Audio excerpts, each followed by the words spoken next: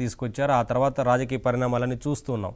సరే, లేటెస్ట్గా ఏం జరిగింది అనే దానికి వారు రాజీనామా చేశారు, ఆమోదించారు, ఉద్యమాన్ని ప్రారంభించారు. ఇప్పటికే 15 లక్షల మంది వారితో చేయి కలిపారు.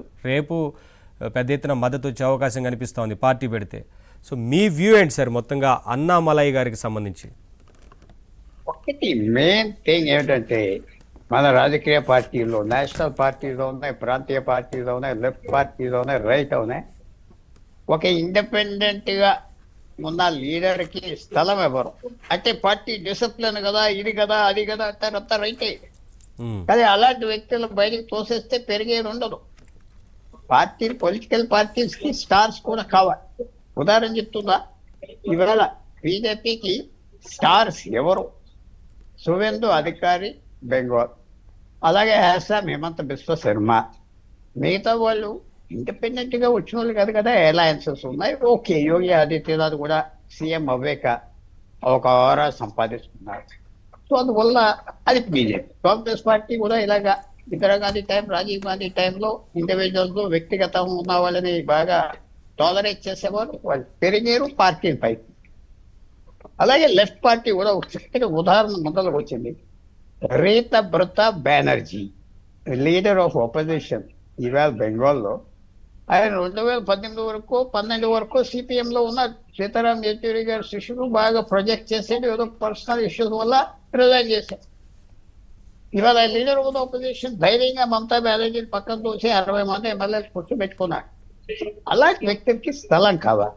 అన్నవలే ఏమన్నాడు, ఆయనకి స్థలం కావాలి అంటే ఎలా ఇస్తామని పార్టీ అన్నారు. సరే, తమిళనాడులో పార్టీ ఏంటి, అక్కడ బీజేపీ ఒక్క సీట్ వచ్చింది. ఈయన ఉంటే 2 వద్దునా 3 వద్దునా అనవసరం, మళ్ళీ 0 అయిపోయినట్టు లెక్కే కదా. అంత ప్రయత్నాలు చేసాక ప్రధానమంత్రి గారు అమిత్ షా గారు ఎంత ఎఫర్ట్ పెట్టారు, తమిళనాడులో ఎన్నిసార్లు వచ్చారు, కానీ పని అవట్లేదు. ఇలాంటి వాళ్ళని బయటకు తోసేస్తే పార్టీ కష్టం అనుకుంటున్నాను. పెద్ద పార్టీలు తప్పకుండా స్థలం ఇవ్వాలి, ఒక ప్లేస్ ఇవ్వాలి. టాలెంట్ ఉన్న కంపెనీలు పెద్దవాళ్ళకి స్థలం ఇవ్వకపోతే కంపెనీ ఫెయిల్ అయిపోతాయి. యూనిక్ గా ఉన్న వాళ్ళకి ఇవ్వాలి. ఏదో ఒక జెండాలు మధ్య పెట్టాం, లేకపోతే ఈ గోళ్ళ మీద రాసాం, ప్రింటింగ్ చేసాం, కుర్చీలు అంతా మామూలు ఎవరైనా చేయగలరు. తప్పకుండా ఇది ఒక మంచి పని కాదు బీజేపీకి అని నేను అనుకుంటున్నా. ఓపెన్ గా చెప్పాను, అంటే వాళ్ళ అవసరాలు ఉంటాయి. నాకు చాలా షోస్లో పార్టీ సుప్రీం అన్నారు నిన్నటి వరకు. ఇప్పుడు పార్టీ ఏమంటున్నారు, సగం మంది వెళ్ళిపోయారని ఆ పార్టీ ప్రెసిడెంట్ అయ్యో వెళ్ళొద్దు అంటున్నారు. ముందులో ఏమన్నారు, అన్నామలై పోతే లెక్కలేదు అన్నాడు నయనార్ రాజేంద్ర. వెళ్ళిపోతే పార్టీ ఏమున్నది అక్కడ? ఇలాంటి వ్యక్తి వెళ్ళిపోయాక ఉంచుకోవాలి, పని చేసుకోవాలి, అతను అడ్జస్ట్ అవ్వాలి, ఈగో మేనేజ్ చేయాలి. మీరు ఒక ఈగో ఉంటారు ఒక ఆఫీస్లో, ఒక వ్యక్తికి, ఒక జర్నలిస్ట్ అవని, ఒక యాక్టర్ అవని ఈగో మేనేజ్ చేయాలి కదా. ఈగో వాళ్ళకు ఉన్నదని మనం పని చేసుకోకూడదు. అక్కడ ఫెయిల్ అవ్వాడు తమిళనాడులో. ఆయన పోటీ కూడా చేయనివ్వలేదు. ఇక పళనిస్వామి ఏడీఎంకే కోపం వస్తుందని ఆ కోయంబత్తూరు అసెంబ్లీ సీట్ అయినా ఇచ్చి పారేస్తే, వస్తే గెలుస్తాడు, ఓడిపోతే ఓడిపోతాడు, అయిపోతుంది కదా. ఇది ఇప్పుడు పొరపాట్లు చేశారు. తర్వాత ఈవేళ చాలా రాష్ట్రాల్లో బీజేపీ ఉన్నది కాబట్టి కొంచెం ఓవర్ కాన్ఫిడెంట్ అయిపోయారంటే తప్పదు. 15 లక్షల మంది తర్వాత పెద్ద పార్టీ ఎక్కడ పెద్ద మిస్టేక్ జరిగింది అనుకోవచ్చు సార్? ఇక్కడ సీటు నిరాకరించడమా, లేదంటే ఏఐడిఎంకే తోని బీజేపీ పొత్తులోకి వెళ్ళడమా, అన్నామలై చెప్పిన నిర్ణయాలను కాదని చెప్పడమా, లేదంటే బీజేపీ అధ్యక్షుడిగా తీసేయడమా? ఎక్కడ బాగా మిస్టేక్స్ జరిగాయి? అన్ని కారణాలతో అన్ని కారణాలు కూడా అవ్వకపోవచ్చు. సింపుల్ గా మొన్న కోయంబత్తూరు అసెంబ్లీ నుంచి పోటీ చేస్తానంటే ఆ టికెట్ ఎందుకు ఇవ్వలేదు?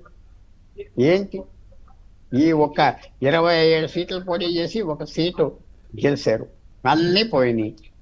ఆ విజయం ఇంకో సైడ్ షో ఏంటి, అక్కడ సైడ్ షో చెప్తుందా, విజయ్తో మనం డీల్ చేసుకుందాం, అన్నామలైకి మంచి ఈక్వేషన్ ఉన్నది, అతను చేయనివ్వలేదు.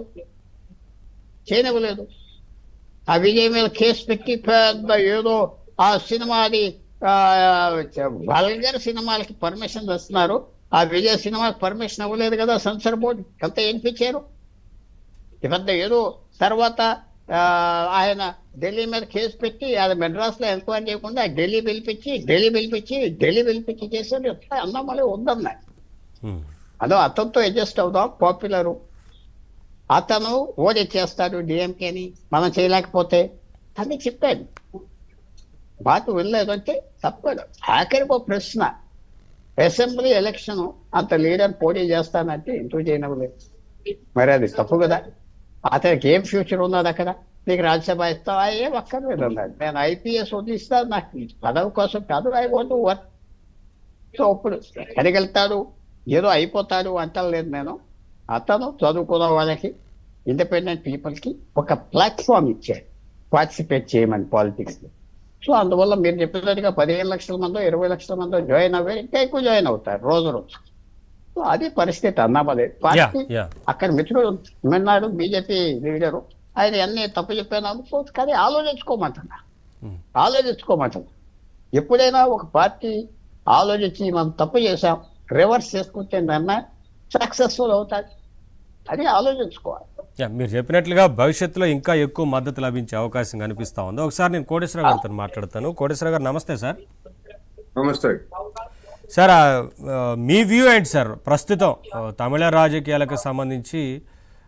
అన్నామలై గారు బీజేపీకి రాజీనామా చేయడం కావచ్చు, రకరకాల కారణాలు, ఇప్పటివరకు పుల్లారావు గారు కూడా అవన్నీ చర్చించారు, విశ్లేషించారు. సో ప్రస్తుతం ఉద్యమం